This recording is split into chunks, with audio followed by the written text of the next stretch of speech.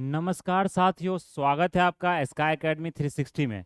तो दोस्तों, जैसा कि प्रीवियस लेक्चर था हमारा जो पार्लियामेंट से रिलेटेड था, जिसमें हमने बिल्स की चर्चा की सारे बिल्स में, उसमें कुछ बिल्स आपका वीडियो स्टक होने के कारण रुक छूट गया था।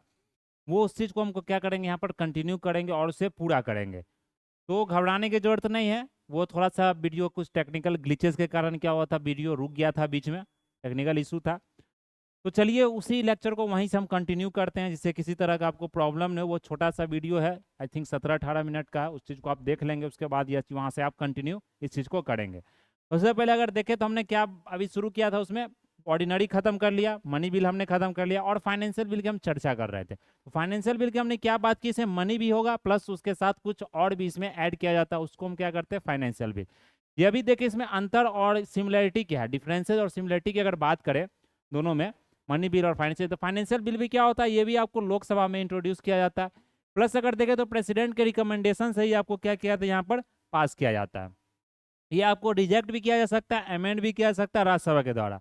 Accept that an amendment other than for reduction और the abolition of tax can not be moved in either house without the recommendation of the president. तो मतलब अमेंडमेंट राज्यसभा के द्वारा जो रिकमेंड किया जाएगा वो तो किया जाएगा इसमें। जैसे मनी बिल हमने देखा, वो अमेंडमेंट आपको स्वीकार करना नहीं करना ये किस पर निर्भर करता था, ये डिपेंड करता था लोकसभा। लेकिन इसमें क्या चीज़ है कि रिजेक्ट और अमेंडमेंट आपको किया जाएगा, एक्सेप्ट या रिजेक्ट, लेकिन इसमें कुछ एक्सेप्शन है। जैसे कि अगर टैक्स को लेकर, टैक्स को आप बढ़ा रहे हैं या टैक्स को एबोलिश कर रहे हैं, रिड्यूस कर रहे हैं, तो वो सारा चीज़ पहले आपको प्रेसिडेंट से क्या करना पड़ेगा, रिकमेंडेशन लेना पड़ेगा। अगर देखें तो यहाँ पर जो डिसएग्रीमेंट अगर हो गया, जैसे हमने ऑर्डिनरी बिल में देखा कि मनी बिल में डिसएग्रीमेंट होता है दोस्तों, तो उसमें किसी तरह का ज्वाइंट सिटिंग का प्रावधान नहीं है। कॉन्स्टिट्यूशनल अमेंडमेंट बिल में भी ज्वाइंट सिटिंग का प्रावधान नहीं है। लेकिन अगर यहाँ पर देखें डिसएग्रीमेंट हो रहा, two house of such bill, the president can, यहाँ पर भी सम्मन कर सकती है प्रेसिडेंट, क्या कर सकती है, दोनों बॉडी को साथ में बुला सकती है, लोकसभा राज्यसभा को। और ज्वाइंट सिटिंग यहाँ पर कराया जा सकता है डेडलॉक को रिजॉल्व करने में, खत्म करने में। President can give assent, withhold और रन रिटर्न फॉर कंसिडरेशन। अगर यहाँ पर हम देखें इस चीज को, president can give assent, president क्या कर सकती है, यहाँ पे एसेंट भी दे सकती है, विजिबल होगा slide. With hold, with hold means क्या हो गया, रोक भी सकती है। और रिटर्न फॉर रिकंसिडरेशन, वहां पर हमने देखा ना, मनी बिल में रिटर्न नहीं कर सकती है, विथ होल्ड कर सकते हैं यार, एसेंट को दे सकती है, लेकिन यहाँ पर आपको रिकंसिडर भी किया जा सकता है। तो ये जो आपको ध्यान रखना है, फाइनेंशियल बिल 1 था, इसमें दो टाइप का होता है, फाइनेंशियल बिल 1 और 2 होता है।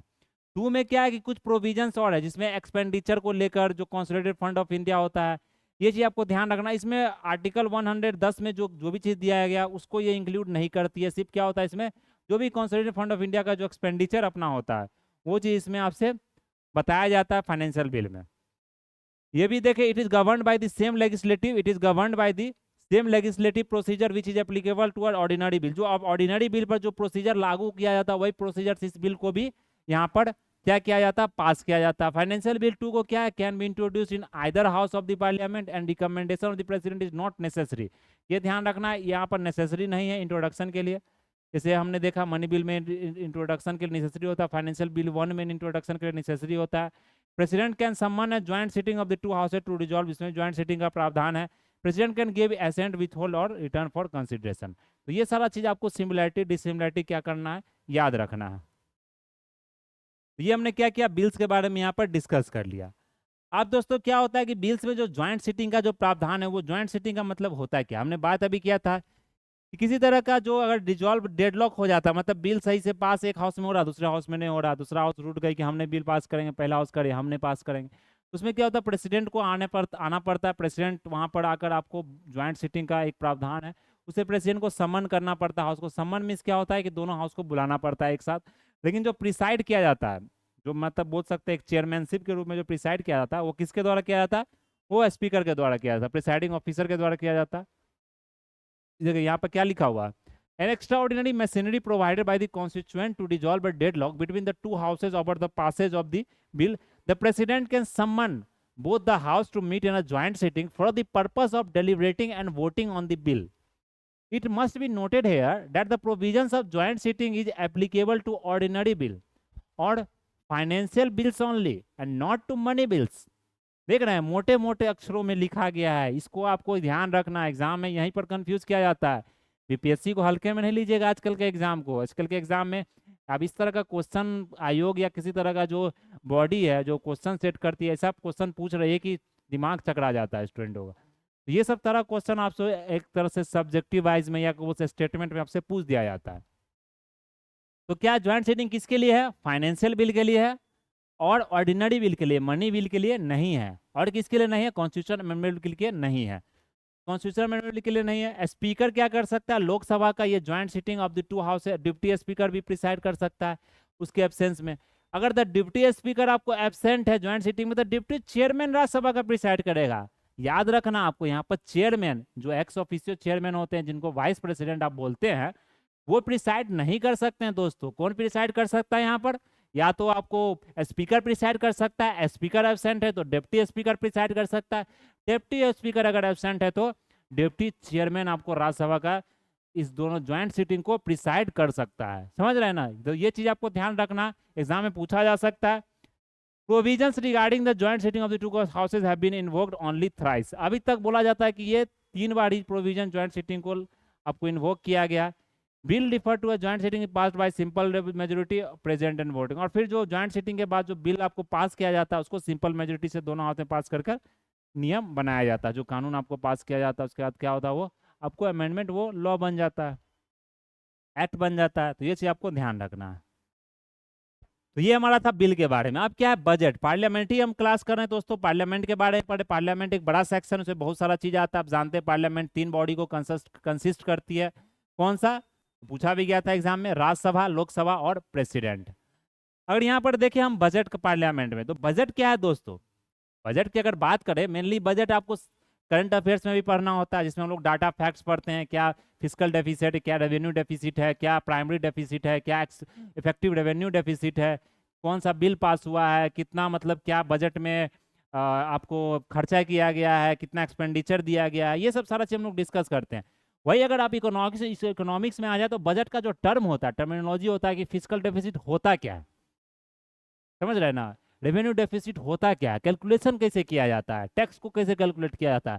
तो ये सब सारा चीज हम लोग क्या करते हैं, वहां पर डिस्कस करते हैं। उसी तरह अगर आप पार्लियामेंट या पॉलिटी में अगर बजट को पढ़ रहे हैं, तो उसमें क्या होता है कि बजट का क्या प्रावधान है, प्रोविजन है, किस तरह से बजट को पास किया जाता है, किसके द्वारा पेश किया जाता है, क्या प्रोविजन है, वो सब सारा चीज हम लोग डिस्कस करते हैं। कौन से आर्टिकल के अंदर आता है, समझ रहे हैं ना? तो हर एक सब्जेक्ट का दोस्तों अगर देखिए, हर एक सब्जेक्ट का, तो सारे सब्जेक्ट का अलग अलग अपना मेथोडोलॉजी होता है, अलग अलग आपका पॉइंट ऑफ व्यू होता है, अलग टॉपिक्स होता है। जो टॉपिक्स को, एक ही टॉपिक्स को लेकिन डिफरेंट डिफरेंट तरीके से हम क्या करते हैं, उसको पढ़ते हैं, डिस्क्राइब करते हैं। अगर उसी तरह हम यहाँ पर देखें अगर कॉन्स्टिट्यूशन में, तो constitution refers to the budget as the annual financial. Constitution में बजट हमने पैसे, अगर आप देखें तो बजट का एक मैंने बहुत एनालिसिस पूरा बढ़िया सा क्लास लिया था, जिसमें बजट और आपको इकोनॉमिक सर्वे को इतना अच्छा से मैंने उसमें डिस्कस किया है कि फिर आपको दूसरे लेक्चर या किताब की जरूरत भी नहीं पड़ेगी। जो मतलब करंट अफेयर्स का मैं पार्ट बोला, उसमें मैंने मतलब कॉन्स्टिट्यूशन का ही पार्ट को रखा है, जो आपका बेसिक्स पूछा जा सकता है जहाँ से, उसके अलावा और कहीं चीज़ से पूछा नहीं जा सकता। प्रीवियस ईयर क्वेश्चन भी ट्राई कर लीजिएगा, वहाँ से ज़्यादा डिटेल में क्वेश्चन आपसे पूछ भी नहीं सकती है। ये चीज़ आपको ध्यान रखना है।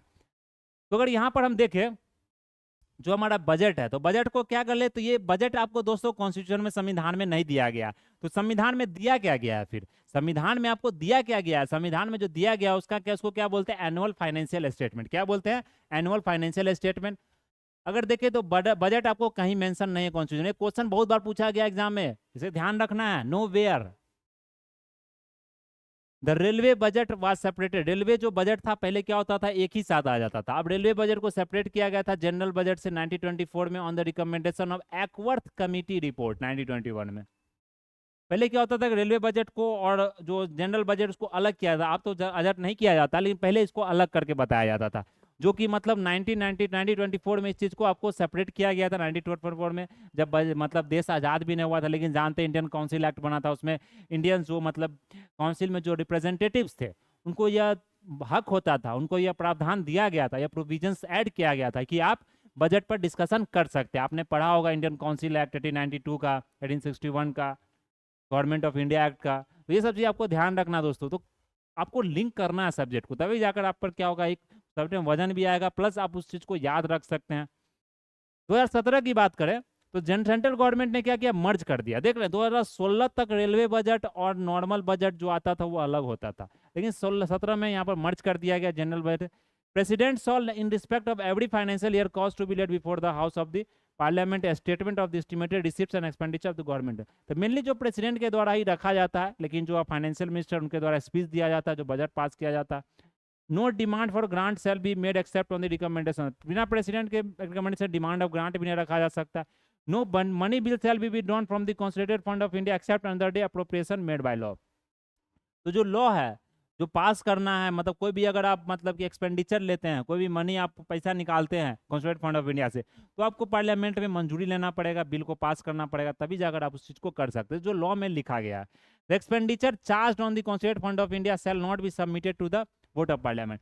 चार्ज ऑन एक्सपेंडिचर क्या होता है, मेड ऑन क्या होता है दोस्तों। तो चार्ज ऑन क्या होगा, जैसे आप जानते हैं सुप्रीम कोर्ट का जज का सैलरी होता है, हाई कोर्ट का जज का जो सैलरी होता है, कैग का अपना जो सैलरी होता है, इलेक्शन कमीशन का अपना जो सैलरी होता है, तो ये सब जो सैलरी है दोस्तों, इसको आप घटा बढ़ा नहीं सकते, मतलब कि इस पर आप वोटिंग नहीं करवा सकते। आपको किसी तरह से बढ़ाना घटाना तो तुरंत आप बिल लाइए बढ़ाइए, इसको बढ़ा घटा सकते, वोटिंग के थ्रू नहीं कर सकते। इसको चार्ज एक्सपेंडिचर बोला जाता है, क्योंकि जो संवैधानिक संस्था है, जो कॉन्स्टिट्यूशनल बॉडी है, उसका एक अपना फंडा होता है, एक अपना बोल सकते हैं कि मेथोडोलॉजी होता है, मतलब कि गवर्न करने का। अगर उस चीज को आप अगर उसका मतलब कि पैसा रोक दीजिएगा, किसी तरह का बढ़ा घटा दीजिएगा, तो एक आप इन्फ्लुएंस कर रहे हैं उस बॉडी को, समझ रहे हैं, सेपरेशन ऑफ पावर का कंसेप्ट ही खत्म हो जाएगा। तो सेपरेशन ऑफ पावर रखना पड़ता है, इसलिए संविधान में इस चीज को, बॉडी को आपको पावर दिया गया है संवैधानिक की, किसी तरह से उससे आप छेड़छाड़ नहीं कर सकते। तो ये चीज आपको ध्यान रखना है। तो चार्ज एक्सपेंडिचर इसको क्या कर सकते हैं, पार्लियामेंट में हमको डिस्कस कर सकते हैं, लेकिन वोट नहीं कर सकते। फिर voting of demand of grants exclusive privilege है, ये लोकसभा का, जो कि राज्यसभा में आपको पावर नहीं दिया गया वोटिंग ऑफ डिमांड्स का, ग्रांट्स का। फिर अगर यहाँ पर देखें तो parliament can also move motions to reduce, क्या बात क्या किया गया, parliament can also move motions to reduce any demand for grant, such motion are called cut motion. तो क्या कर सकता है, किसी भी मतलब डिमांड ऑफ ग्रांट्स को रिड्यूस कर सकता है, उसको रिड्यूस करने कट मोशन, मतलब क्या कर रहे हैं हम, जो ग्रांट्स का है तुरंत उसको पास कर रहे हैं, कट कर रहे हैं।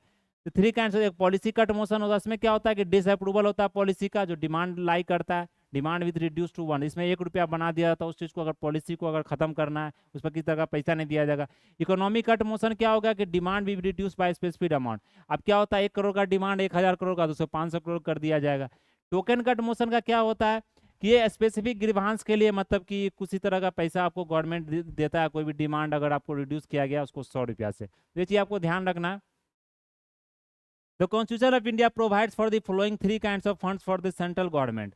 आप देखिए ये आपके लिए इंपॉर्टेंट है, ये तो ज्यादा इंपॉर्टेंट नहीं, कट मोशन ये इतना डिटेल में तो क्वेश्चन नहीं पूछा जाता, ये आपसे जरूर पूछा जाएगा कि कंसोलिडेटेड फंड ऑफ इंडिया क्या होता है, कॉन्टीजेंसी फंड ऑफ इंडिया क्या होता है, पब्लिक अकाउंट ऑफ इंडिया क्या होता है, कौन से आर्टिकल के अंदर आता है, किसके पावर होता है इस चीज को पास करने का, तो ये चीज आपको ध्यान रखना। तो जो कॉन्सुलेट फंड ऑफ इंडिया होता है दोस्तों, एक तरह से तो बोल सकते हैं ये क्या होता है, एक तरह से आप तिजोरी होता है गवर्नमेंट का, अपना कॉन्सुलेट फंड ऑफ इंडिया होता है। तो कॉन्स्टिट्यूशन ने जो 3 काइंड्स ऑफ फंड्स प्रोवाइड किया है कंसोलिडेटेड फंड ऑफ इंडिया, सबसे पहला क्या है हमारा कंसोलिडेटेड फंड ऑफ इंडिया, जो कि आर्टिकल 266 266 में से मेंशन किया गया, fund to which all receipts are credited and all payments are debited. यहाँ पर क्या होगा, कोई भी रिसिप्ट जो गवर्नमेंट द्वारा टैक्स हो गया, किसी तरह का टैक्स कलेक्शन होता है या फाइन कलेक्शन होता है, वो सारा इसमें भरा भी जाएगा, सब चीज़ कंसोलिडेटेड फंड में जाएगा।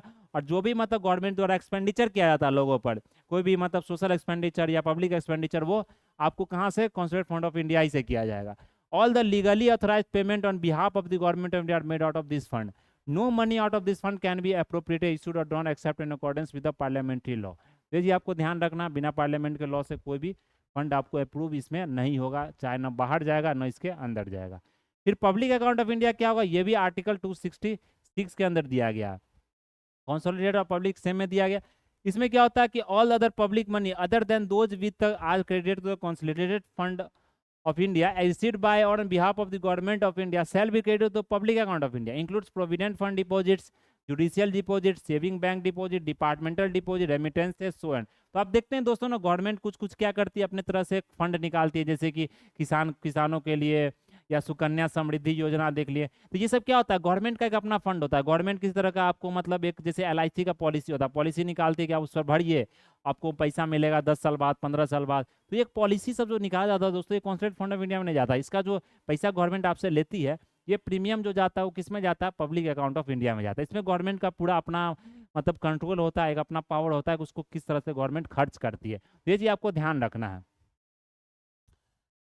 फिर अगर यहाँ पर देखें इसमें पार्लियामेंट का कोई अप्रूवल आपको नहीं चाहिए, payments account made without parliament का अप्रूवल, इसमें आपको पार्लियामेंट का अप्रूवल नहीं चाहिए। फिर कॉन्टीजेंसी क्या होता है, इमरजेंसी फंड से बोला जाता है। किस तरह का इमरजेंसी हो गया, और गवर्नमेंट तो हरदम तो बजट पास नहीं ना कर सकते, बजट का भी एक टाइम होता है, फरवरी में बजट पास किया जाता है।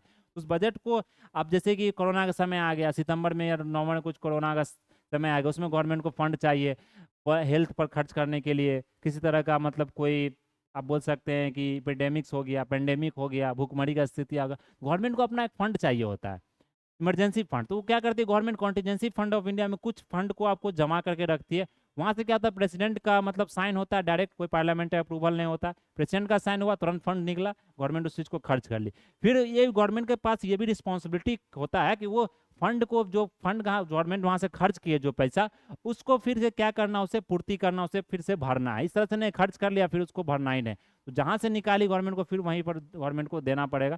तो फिर वापस वहां पर जितना गवर्नमेंट लेती है कर्जा वहां से उतना देना पड़ता है। ये चीज आपको ध्यान रखना। ये आर्टिकल 267 के अंदर दिया गया।